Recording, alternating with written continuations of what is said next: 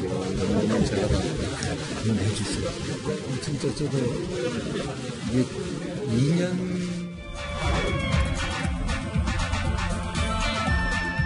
전적으로 기념무장을 한다 보니까 지들끼리 이상한 지금 떼었었어. 잠깐만 끼는 거 엉뚱한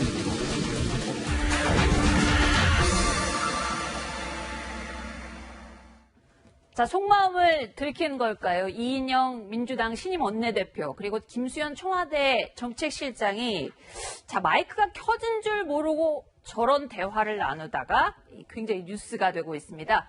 자, 먼저 첫 번째 질문은 여권에 계시니까 황근택 부대변인께 먼저 좀 드려보겠습니다. 지금 4년이 다 돼가는 것 같다. 얼마 전에 엊그젠가요? 그 문재인 대통령 취임 2년 그 기념 인터뷰도 하고 했는데 4년이 다 돼간다. 이거는 왜 그렇게 느끼는 겁니까, 여권에서는?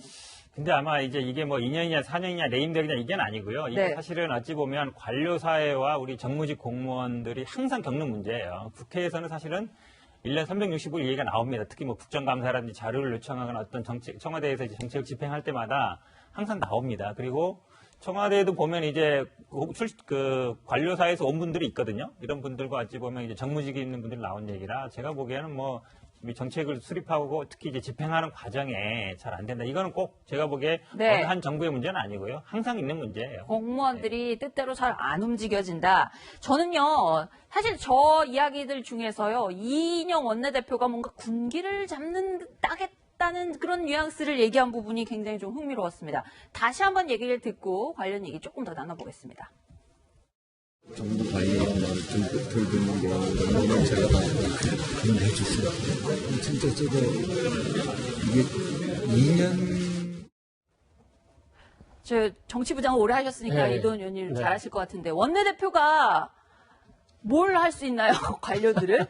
제가 다 여당 원내대표가 뭐 예산을 가지고 어떻게 한다는 건가요? 근데 저런 발언이 나가는 바람에 뭐 군기를 잡기는커녕 공무원들의 마음이 더 떠나는 거 아닌지 조금 걱정스러운데 지금 그 공직사회는 뭐 다행인 것은 김수현 정치실장이 알고는 있네요. 문제가 많다는 거를 굉장히 큰 문제들이 있습니다.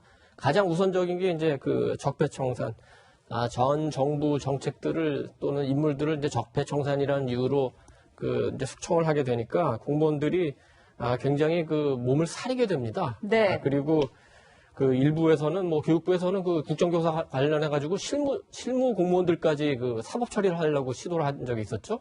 이런 거에 대해서 굉장히 내부적인 반감도 크고 이제 문제는 뭐냐면은 그렇다면은 문재인 정부의 정책 방향이 공무원들이 보기에 옳다고 생각하면 그래도 적극적으로 따르겠는데 그렇지 않다고 생각하는 분이 굉장히 많아요. 탈원전, 소득주도 성장, 그다음에 외교 정책 이런 부분에 대해서도 그렇게 정책에 대해서 공감하지 않으니까 많은 공무원들이 가급적이면은 외국으로 나가려고 하거나 경제 관료나 외교관 같은 경우 아니면은 승진을 하지 않으려거나 이런 경우도 있고 또 어차피 또 청와대가 독주하는 거니까 청와대가 시키는 거 부처는 알아서 해라 하는 식으로 따르기만 해라 하는 식으로 지금 분위기가 형성이 돼 있으니까 이런 일을 해보겠다 이런 적극적으로 나서는 공무원들이 없습니다. 오히려 정부에서 어떤 정책을 만들어봐라 하면은 알겠습니다 하지만 사실은 책상 속에서 오래전에 만들어놨던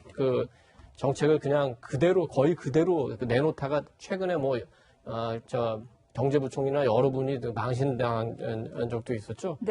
그리고 공직사회에서 굉장히 불만 많은 것 중에 하나가 이제 감찰인데 얼마 전에도 외교관들 그리고 복지부 공무원들 휴대전화 압수해가지고 포렌식까지 하지 않았습니까? 그래서 요즘 공무원들이 휴대폰을 굉장히 많이 바꾸고 있어요. 전부 애플로 바꾼다고 합니다. 나중에 혹시 포렌식 당하더라도 정보 유출 안 당하려고. 보안성이 더 강한 것으로. 그렇습니다. 그러니까 지금 대통령께서 KBS 대담에서 장관들이 잘하고 있다는 식으로 얘기를 했는데 청문 보고서 통과하지 않아도 좋은 평가를 받고 있다고. 어떻게 그런 평가를 할 수 있는지 저는 굉장히 의문이 들기도 합니다. 아주 특정 부처를 딱 찍어가지고 얘기도 했습니다. 어떻게 보면은 국토부 공무원들 입장에서는 기분이 나쁠 수도 있을 것 같아요. 그 얘기 한번 직접 들어보겠습니다. 전적으로 김현미 장관은 한달 전에 지들끼리 이상한 일을 하고 지금 플러스 사태가 되고 지금 잠깐만 끼고는 엉뚱한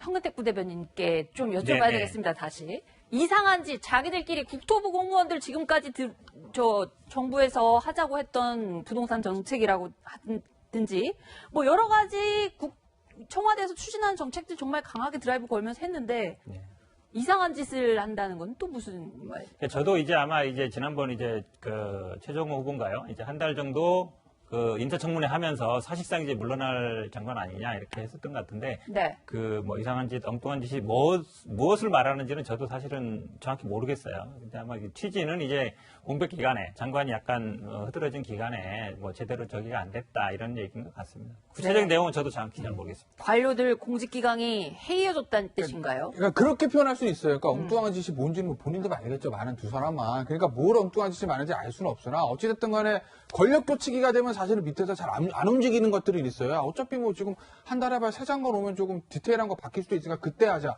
뭐 이럴 수도 있어요. 뭐 그걸 표현한 걸 수도 있는데 제가 사실 더 좀 관심 있었던 단어는 그 엉뚱한 짓보다 예를 들면 김수현 정책실장의 지금 버스 사태 이런 것도 이런 얘기를 합니다. 네. 물론 버스 사태가 굉장히 심각하죠. 전문가들 얘기에 따르면 뾰족한 수거 없는 여러 가지 이해관계들이 걸려있는 굉장히 중요한 문제인데 네. 그게 국토부 관할인 건 맞습니다. 네. 그러니까 국토부에서 결국 정책을 수립하고 대책을 내놔야 되는 것도 맞아요.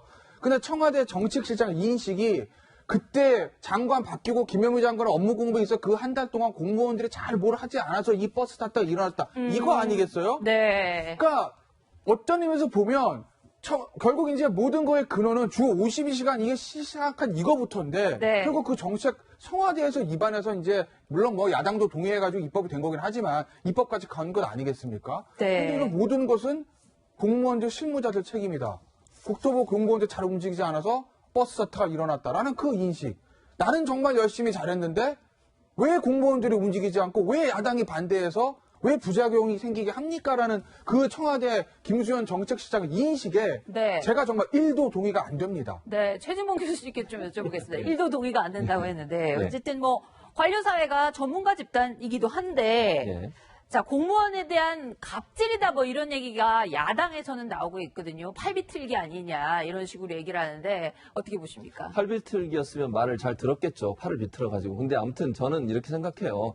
저기서 말하는 공무원 사회 모든 공무원을 대상으로 저는 얘기한다고 보진 않거든요. 네. 모르겠어요. 저 두 분의 대화 내용을 아까도 뭐 여러분도 얘기하셨지만 우리가 뭐 두 사람이 어떤 생각과 어떤 상황에서 저런 얘기를 저렇게 나누었는지 모르겠어요. 물론 회의하는 상황을 알겠지만 저런 대화를 왜 했는지 제가 좀 이해는 안 되긴 하는데 그럼에도 불구하고 아마 이런 생각은 드는 것 같아요. 대통령이 지난번에 그런 얘기를 한 적이 있어요. 네. 공무원들이 만약에 부당한 지시를 받거나 아니면 불법적인 지시를 받았을 때는 그걸 거부할 수 있어야 된다. 그리고 거부한 사람에 대해서 어떠한 처벌도 하면 안 된다. 네. 대통령이 얘기하고 지시한 거예요. 그러니까 만약에 그런 일들이 밑에서 이루어졌다면 그 사람이 잘못한 거죠. 그러니까 대통령의 인식은 지난번에 노태강 국장 그 차관 임명하면서도 그런 얘기 하셨지만 기본적으로 공무원들이 부당하거나 불법적인 지시를 하면 그건 항명이라고 소위 얘기할까요? 아니면 뭐 거부할 수 있는 권한이 저는 충분히 있다고 봅니다. 다만 그럼에도 불구하고 만약에 정부나 정책을 추진하는 과정에서 네. 합법적이고 타당한 지시를 하는 것까지도 거부하면 안 되는 거죠. 그거는 이제 공무원이 해야 될 일은 저는 아니라고 보거든요. 그러니까 공무원 입장에서 봤을 때 이게 타당하지 않거나 불법적인 지시를 했을 때는 거기에 대해서는 정확하게 뭐 거부하고 안 해도 되겠지만 정부가 추진하는 일이 합법적인 일이고 또 그게 전혀 상식적인 선에서 어긋나지 않는 일이라면 그것마저도 거부하는 것은 저는 바람직하지 않다. 그래서 저는 이 얘기를 네. 모든 공무원 사회에 다 포함시키기보다는 일부의 인원들에게 국한된 얘기가 아닌가 이런 생각은 듭니다. 참 헷갈릴 것 같습니다. 아까 이도훈 의원님 말씀하신 것처럼 공무원들 입장에서는 지금 그 위법한 지시를 그 자리에서 이거 위법하다고 말 안 했다고 저 벌 받았잖아요. 조금 전에 말씀하셨던 것처럼 그런 직무유기에 대해서도 처벌을 받고 또 그렇다고 해서 또 지금 여기 있는 것처럼 그 지금 두 실세가 얘기한 것처럼 뭐 이상한 짓 하고 잠깐만 이렇게 딴짓도 하고 뭐 이런 식으로 한다면 공무원들 입장에서는 어떻게 처신을 해요? 그래서 지금 그 공무원들이 상사의 지시를 일일이 다 그 녹음을 해놓는다고 하지 않습니까? 이거 한 거는 내 책임이 아니라 위에서 시켜서 한 거다. 근거를 남겨놓고 이전에 신재민 사무관 폭로 때도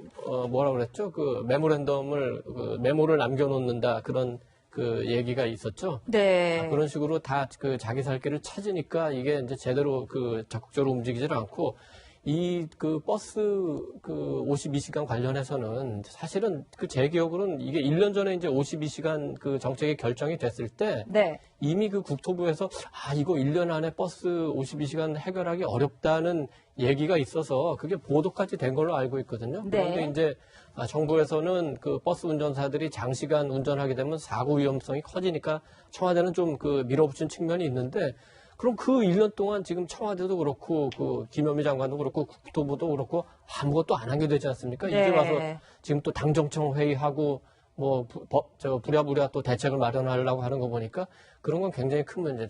이제 요 관련해서 네. 아주 그 두 분 간의 대화에서 그 한 가지 제가 약간 좀 그러니까 뭐 긍정적인 면도 하나 발견한 게 있습니다. 면. 네.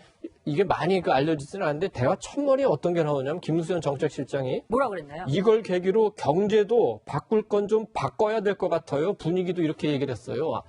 그게 만약에 소득주도 성장 기조를 바꿔야 된다는 뜻으로 얘기했다면 저는 대단히 환영합니다. 꼭 네. 그렇게 되길 바랍니다.